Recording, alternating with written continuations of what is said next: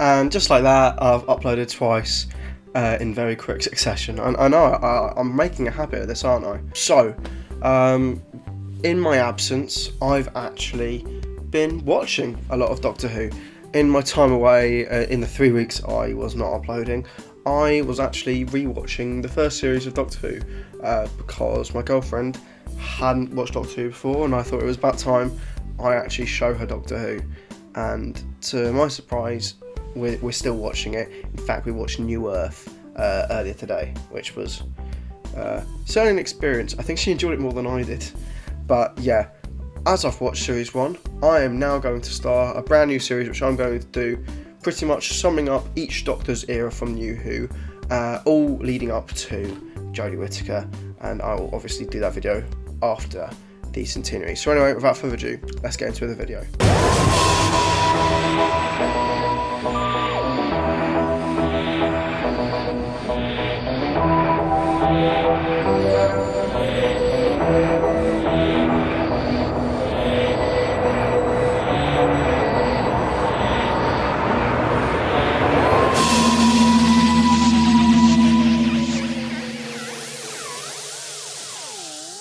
Set your minds back to 2005.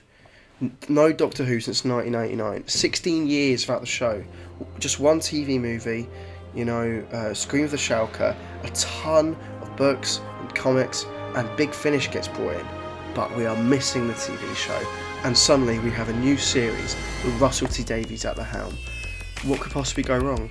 Nothing. Christopher Eccleston, so many people questioning him as the Doctor, and he is brought in, and he absolutely storms it. Just such a breath of fresh air to the show, and in many ways people think Patrick Troughton was perfect to come in as the second Doctor, as it's such a hard job to do that. I think Chris Eccleston's job was just as hard, and I'd say there's few who could have been put in his position that could have kept the show going. It was his job to really kickstart it, and he did everything he could to kickstart it. He was only there for a season, but to be there only for a season and leave the impression that he did just kind of shows how good he was. Now, with this type of video, I'm going to be looking back on this Doctor's era.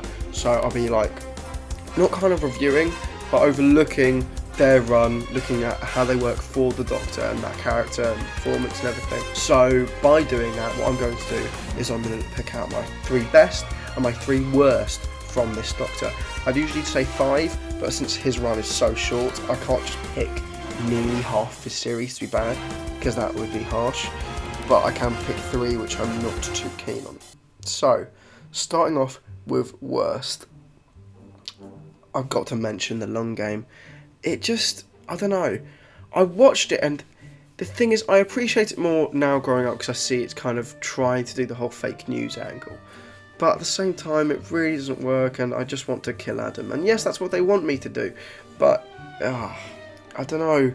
I'm never going to like The Long Game. I'm never going to. It's never going to work for me. I think that one thing that still annoys me to this day is that they had Simon Pegg from the Cornetto trilogy, and they wasted him on The Long Game. It's almost as sad as Nick Frost getting wasted on Last Christmas. Anyway, moving on. Another bad story. Well, maybe not bad, just disappointing. I'd go The End of the World. The End of the World, for me, it chucks so many aliens at you, and I thought if I introduced someone to the show and I did it in chronological order from series 1 onwards, and then maybe showed them Classic Kool-Aid down the line, I always thought End of the World would be a kind of episode which people would trip up on and go, oh god, this is way too alien-y, this is way too wacky. No. And to my surprise, my girlfriend still watched after it, but who knows? I don't know about it. It's just a bit weird. I'm a massive Doctor Who fan, and I don't like it.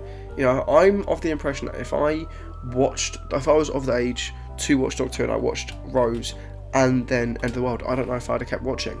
But fortunately for me, my first episode was actually Army of Ghosts, I think.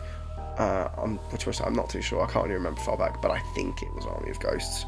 And third, I can't pick a third bad story. I like every other story. I could have maybe gone Rose, but I'm not going to say Rose. Rose is still a good story. I mean, realistically, the only thing I'd be having a go at would be that scene where Mickey gets turned into plastic, you know, the bin burps, and then he starts talking about pizza for some reason, and at the restaurant is going sugar babe, you know, it's stupid. But I still like Rose. I'm not going to have a go at the Unquiet Dead. It's harmless. It's Mark Gatiss, like it's just harmless fluff, and it's fine. And I do like Charles Dickens in it, and it's the first of celebrity historicals. It sets a precedent. So yeah, I can't pick a third bad story in his 13 episode run. So now let's talk about the 3 best. First, I have to mention this absolute masterpiece by Paul Cornell. Father's Day is so beautiful. It's just amazing. I think my girlfriend cried watching it at the end. I didn't really see her. I, for the first time ever watching this story, was close to tears. I've done a review on this story. Please go and give it a watch. It is just, it's such a great story, and it pulls you at heartstrings with the fact that, you know, you get to kill off the Doctor and you feel powerless, and that really makes you realise how close you've got to the Doctor at this point. But it is Rose's story, and it feels weird reviewing the Night of Doctor Zero and putting a story which you know, isn't really focused on him in it. But it's also very important for the relationship between Rose and the Doctor, because at the end they've kind of come over this hill for the better. And, you know, it's just an episode of therapy for Rose in the end, and it's all leading to her dad accepting the fact that he has to die and doing it, which is so tragic. Next, it was really hard actually, you know, ordering which ones I would go for, but I would then go for Empty Child and the Doctor Dances. The Empty Child and Doctor Dances is just, it's amazing. It's the first ever Moffat story, and boy does he come in firing. It is phenomenal. He introduces Jack. Sure, we can talk about the actor all day, but, you know, phenomenal character, and wow, the gas mask zombies are such a terrifying idea. And it actually scared my girlfriend a little bit. They didn't scare me too much as a kid, but, you know, I do respect a lot of people were terrified by them and hiding a little bit behind the sofa. And it is just a great story. And I actually nearly cried at the end with this one for the first time in ages. You know, I don't know why, but I was close to tears with Nancy admitting to Jamie that she is his mother. The setting is amazing. World War II, it just feels so realised in World War II. It works brilliantly. The threat of the Blitz, the threat of the, you know, the bomb going off at the end of the story, Jack, just everything flows in this story. The sci-fi, the history, and the, you know, the problem at hand all weave together and make this amazing story. And the 2 parts lets it breathe and lets you have moments that sit and, you know, draw in the tension. And just, you know, if there was a way for Moffat to come into the series, by God, it had to be this.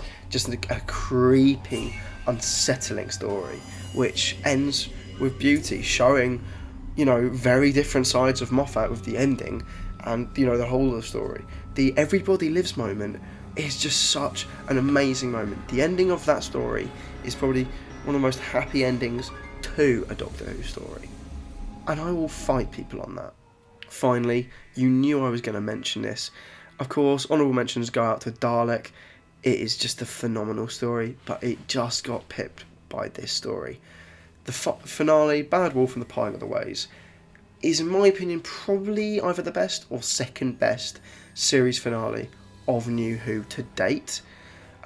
Even though I prefer a few others, I think from a writing perspective, from a story perspective, it is very brilliant. It sets out the series arc fantastically, summing up the whole Bad Wolf problem, and it addresses it in part 1, and it really solves it in part 2 with Rose, and it splits Rose and the Doctor up, and and it really shows how it's taught you about time travel as a viewer, where you see Rose on Earth, to you everything's happening at the same time, and that's exactly how they want you to think.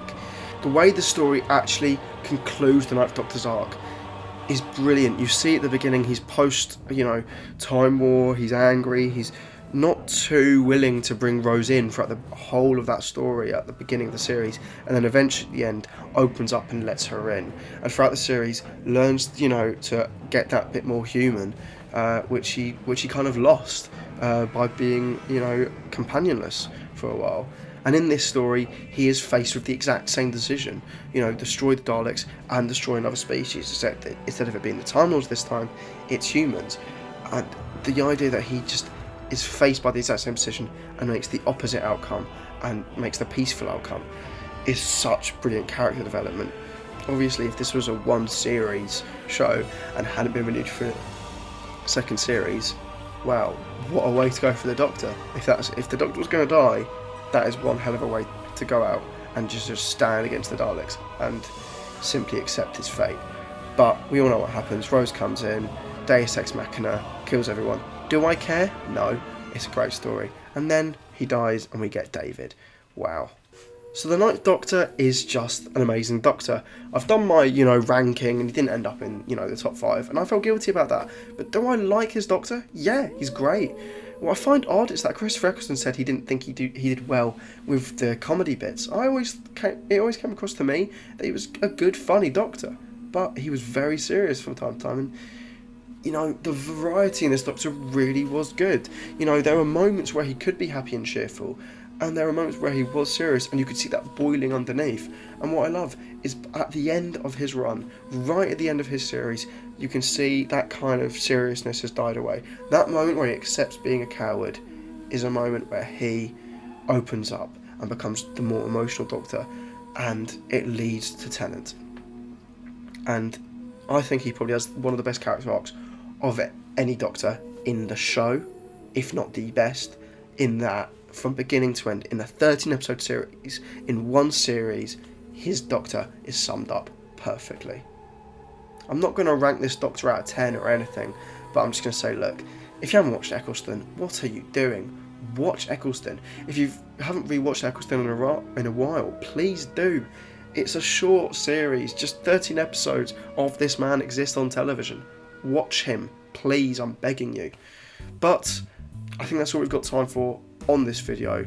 Yeah, I'm going to do another one of these, not too soon, I'll give it a while, but in that I will be summing up the 10th Doctor era, so David Tennant, and I'll be giving you my 5 best and 5 worst stories from that era. Hopefully you enjoyed that video when it comes out, maybe a month, I don't know. But that's it from me. Please subscribe, like the video, comment below what you think, do the bell for notifications down here, and yeah, I'm the Bald Whovian. I'll see you around.